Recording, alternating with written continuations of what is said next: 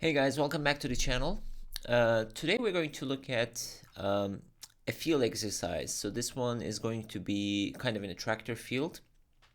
In the past, I've released some videos about building parametric fields like this using point attractors. But for this exercise, we're going to use multiple curves, which is going to make interesting landscapes for you to investigate. So the script is going to use kind of these gridded tiles, and we're going to calculate distances to attracting curves and use that for extrusion in the vertical direction. And then we're going to do some filtering depending on the distances to the attractor curves. So it's a rather simple code, but there are some technicalities, of course, so we're going to cover some of these. So let's get right into it.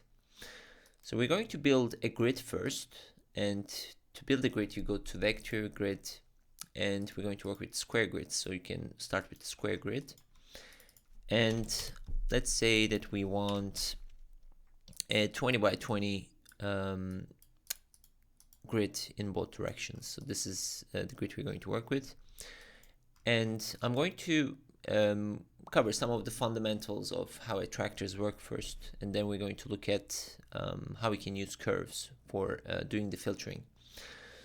So the first thing we want to do is find the cells actually. So these are, the grid gives you the cells, which are these curves, and it also gives you the corner points, and the corner points basically make up the rectangular cells. So we're not going to work with the points, we're going to continue with the curves, and we're going to actually calculate the area of these cells. And we're going to also get the centroids. So when you use the area command, you'll get the areas and the centroids as well. So we need these center points. Now you can see that the square grid gives us kind of a list. So it's a 20 by 20 array list, and we want this to be actually turned into a single list. So to do that, we can right click here and use flatten, and that will give us a straight list made out of 400 elements. And this is what we're going to use now. So I'm going to turn off the grid so that we get rid of the plane there. Okay, so this looks good. Now let's look at the fundamentals behind the point attractor. So I'm going to place a point on this grid. It could be anywhere you like. And let's look at how this point organizes this gridded cells. So I have the point here, and then I'm going to calculate the distance of this point to the centroids. And of course, all of them are at a different distance to this point. You can also visualize it by drawing a line between this point and the cells so that you can see where the attractor point is and how it is actually placed. In a bit, I'm going to do multiple attractors, so you're going to see how they actually divide the area, and that would actually help us to use multiple inputs as well. So using this distance, we can simply do an extrusion, right? So we can extrude these cells in the direction of Z. So the cell outlines are here. I'm going to extrude the cell outlines in the direction of Z multiplied by the distances. So you can see that gives us kind of a topography, right? So with this type of valleys and peaks. Now, of course, this is a single attractor. That's why we're getting a lot more distance where the point grid is far away from the attractor point. To fix that, I'm going to first disable or turn off the preview of the extrusion. Let's say that we have multiple points. So I'm going to place a few more points on the grid. So now I have 3. Now, if I set multiple points for my grid, you can see that the first, here we have 3 points, but here we have 400 cell centroids. So the data matching of this would be the first two items of the list for the point attractors would get matched, but then the remaining points will get to the last point. So that's kind of what we call as the longest list. So that's the first two items get matched, and when the list is exhausted, the data is repeated for the last item for the attractors. Now, rather than doing that, we can actually find which of these point attractors is closest to the grid point, so that we can actually kind of distinguish between where to calculate the distance. So we can do that by choosing closest point, find closest point in a point collection. So when we do that, we can just place our attractors to the cloud of points to search and the centroids to search from. Now, under this P, we would actually get 400 points, but they're actually copies of the attractor points, and we can actually verify this by plugging it to the lines, and you can see that this plugin CP closest point actually finds which of these attractors is the closest to the selected grid cell. And if you move these around, you can see that the cell distribution changes. And this is also what we call as somewhat of a Voronoi diagram, right? So if we have a field, we also get kind of a distribution based on distancing of these attractor points, and those will contribute to Delaunay and Delaunay triangulation and Voronoi cells. So the cells would pretty much form something like this. So you would have an outline like this, right? So that's how they differentiate or distribute the field.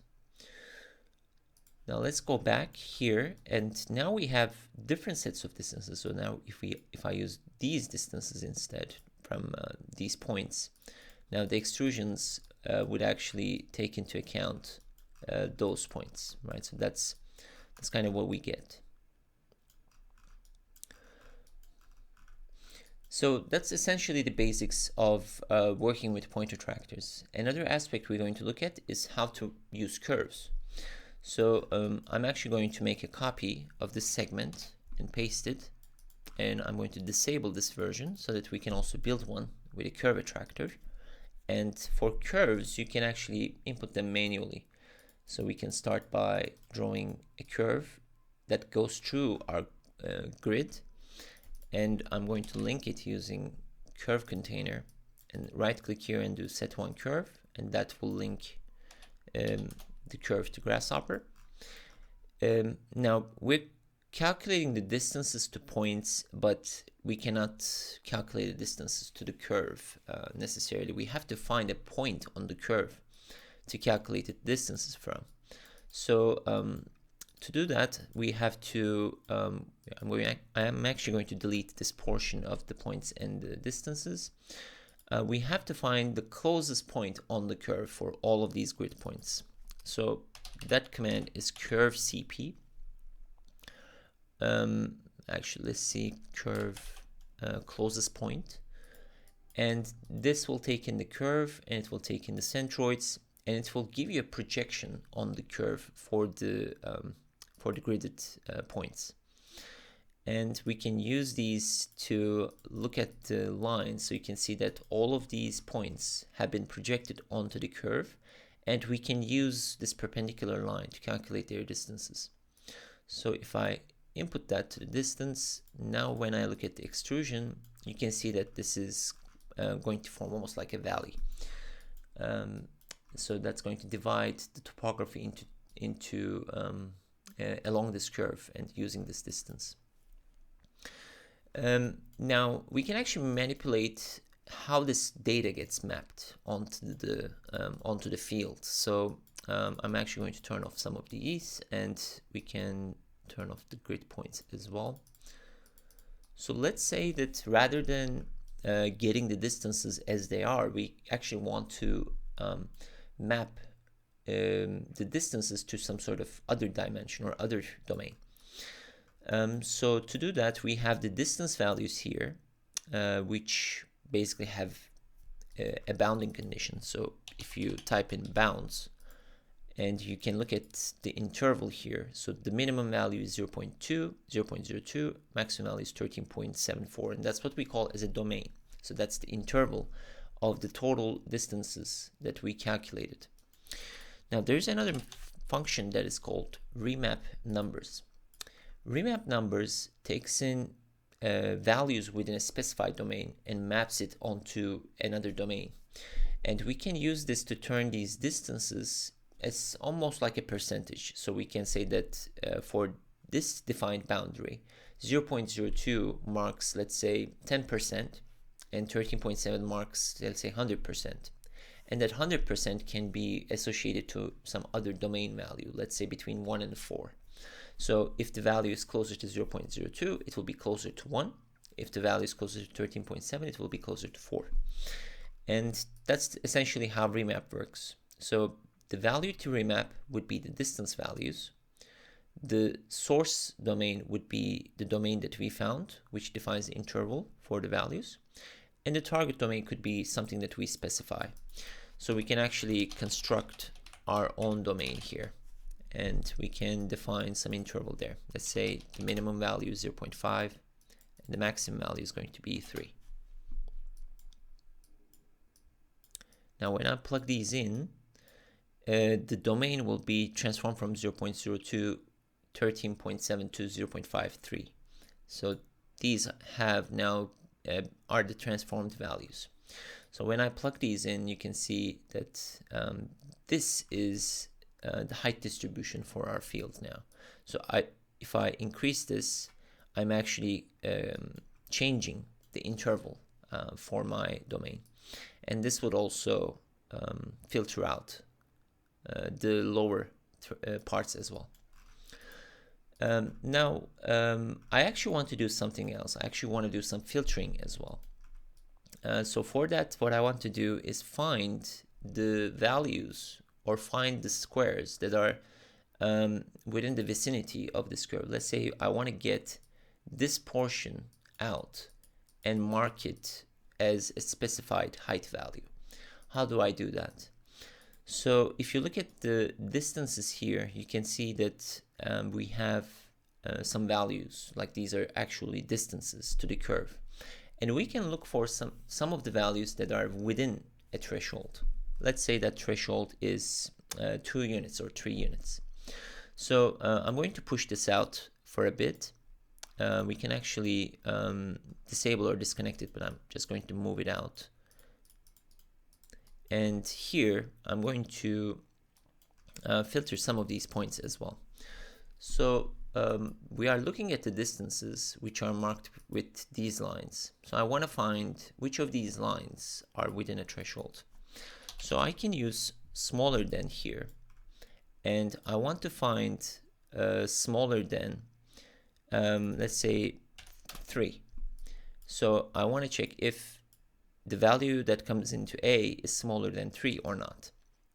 And that will give us a Boolean list. A Boolean list is essentially a true or false list that we can use for filtering. So to filter this data, we can actually use this patch. And this patch takes in a list and a pattern for filtering. So because our comparison here already gives us a true and false data, we can actually use it to distribute the cells to 2 lists, A and B. A would be the items that actually satisfy this condition, which end up giving us true. B would be the items that do not satisfy it. So this will act as kind of a filtering mechanism to find the points that are closer to our attractor line. So let's use this pattern for filtering, and for the list, I'm actually going to use the curves. So here we get 2 sets of curves. You can also do it to the points. So these guys, these cells, list A, is actually within that threshold, right? Within 3 units.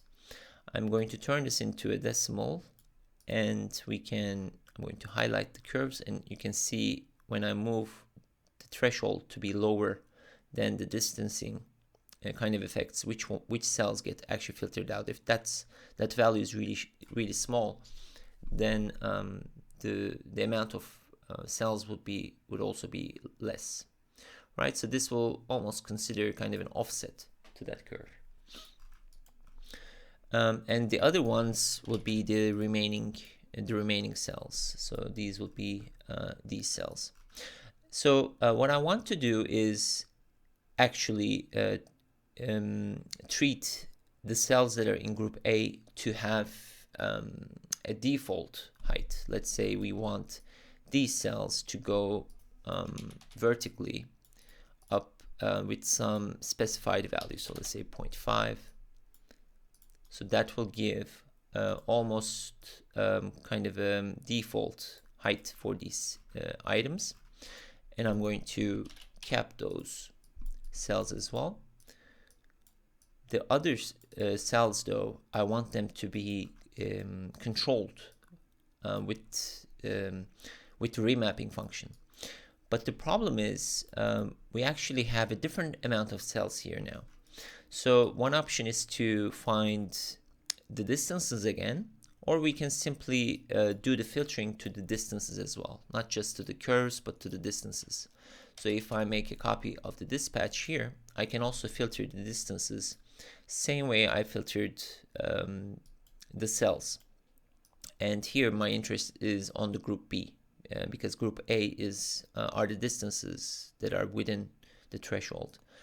And we can actually attach this domain bounding condition to B, and that will give me a new computation, and the items will be located here. So I'm replacing V as well.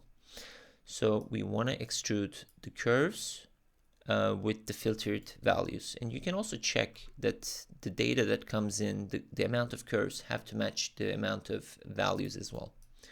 So that will give me something like this. So the cells that are on within kind of a distance threshold get extruded a certain amount that is uniform, but the ones that are further away, they actually get a different type of mapping. We can also make this start from the value we specified here, or add some sort of an interval or threshold here as well. So that's essentially how the field is configured, right? So I'm going to cap that one as well. So we have these now. Let's hide these, and that is the field. So we can actually move around our curve and see how the field reacts to it. So when I move this, you can see the computation would actually change. I can make it go different directions as well. These are the old point attractors. I think this one as well. So let's make it more curvy, and you can see that it works really nice. What about if we had more than one curves? How do we actually go about using multiple curves as attractors, or curves and points? So one way of figuring that out would be to let's input a secondary curve that goes through our field, and I'm doing here finding the curve closest point for all of these curves, right? So this would actually take a little bit of kind of a little trick to figure out. So rather than using a single curve, I want to calculate the distance to multiple curves. So first we have to load them up. So I'm going to disable this part, and under the curve container, I want to set multiple curves. So I choose multiple curves, and for these 400 points, I want to find their closest point to both of these curves. So the amount of points could change, but the gridded points is kind of stable. So one way of doing it could be to actually graft the centroid, so that we calculate the point distance to both of these curves. So if I graft this part, let's look at the end result. The end result will give me two values, right? So basically for each item in this list, for 400 points, I'm getting the closest point to both of these curves. So that will give me 400 lists containing two values, or 2 points. And if you draw a line between this one and the centroids, well, this list is grafted, so the A input needs to be grafted as well. You can also just graft here, turn the graft off from here, and then do it like this. So you can see that from each point now we have two lines that are drawn. One gets drawn to curve A, one gets drawn to curve B. So that's essentially like, let's say for this point here, we get a distance here and we get another distance here, right? So we want to find out which one of these are smaller. So obviously D1 here is smaller than D2. So we want to find D1 first, and then we want to find the curve it belongs to and find the distance from that curve. So that's what we want to do for these 400 points. So let's get to it. I'm going to actually want to find the smallest value here, and we can do that by using sort list. So rather than using line, we can actually use distance.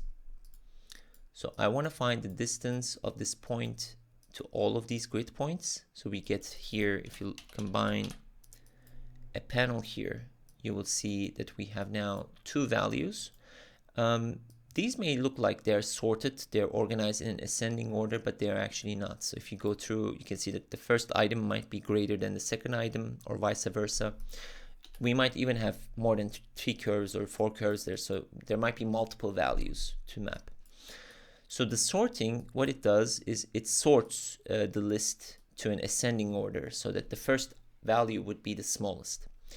And one thing that's nice about the sorting is we can also sort the curves as well simultaneously with these values. So maybe we actually don't need to do that. Maybe we can just, let's see, if I get the first item, if I put in item 0, this would actually be the smallest value to use, and I think that should be it. We also have the curves coming here. We also have single values here, so I think this could work, but let's see. If I get the first item, and then here though the data is grafted still, so here we need to flatten the list into a single list, so we have now 400 values, and I can use these values for the filtering. So I put it here and I put it to the dispatch, and now you can see that the list is actually getting distributed like the way we intended it to. So I'm going to turn off the distances, and you can see we have 2 curves, and those 2 curves are changing the field. So if I move this one around, that will affect how the field gets mapped as well. And I think we can also put one more curve here. So let's right click, set multiple curves, put 3 curves in, and that will also take some effect. And we can move around, play with these thresholds to get different mapping. We can also increase or decrease the resolution of the grid. That can also help. I also want to, let's say, develop another way of generating these curves. Rather than making them as inputs, let's put them in automatically. How can we do that? So I'm going to go to the top view. So we have a grid here. So let's define some random points. So what I want to do is find some random points, one set of random points here and another set of random points here, and then I want to actually match them using Bezier curves, so something like this, so we can maybe automate the curve input to our script as well. So for the random, I'm going to get the extent x, and that's going to be the domain. Let's say I want 3 random values. These are the values, and I want a secondary set of values with a different seed. So I want to create some points, x, y, z, construct point. So this would be the x values, which give me the list below, and I want a second one with the y value to be 20, and that will give me the top row. And if I play around with the seed, their grouping could change as well. Let's actually make it floating too. So that's actually good. So what I want to do now is to draw some Bezier curves. So let's go to Bezier span.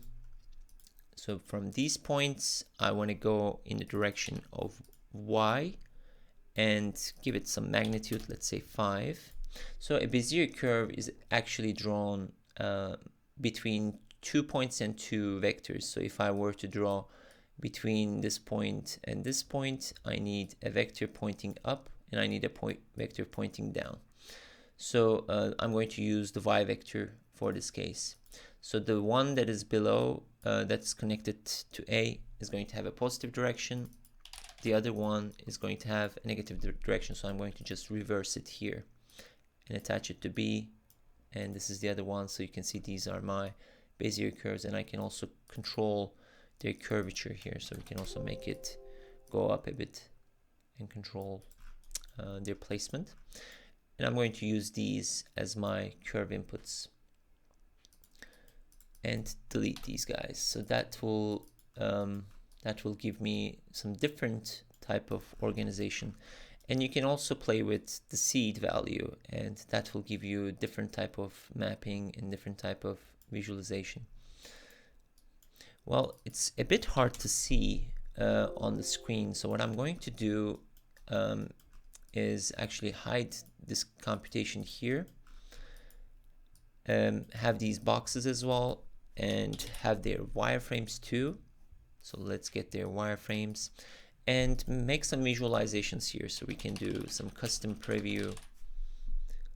Let's say the cells that are that have a unit length, we want to give it, we can use a color swatch, and we can give it some color. Let's make them white.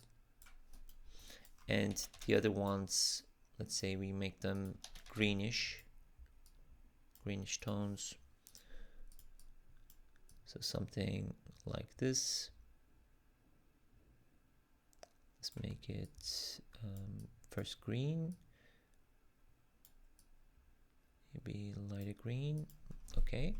And then for the wires, I'm going to choose a black tone. So let's see here, we can make it black. So that's actually the tutorial. So you can actually now play around with this type of field condition, topography, move around these thresholds, and come up with some variations. You can also randomize your curves or change the number of curves as well. So if I place 2, now I will have 2 curves, 5. These are the 5 curves, so we can also see them here. So these are the curves that are controlling this field. Let's say 0.5 or 0.8. So that's actually changing how the height gets mapped.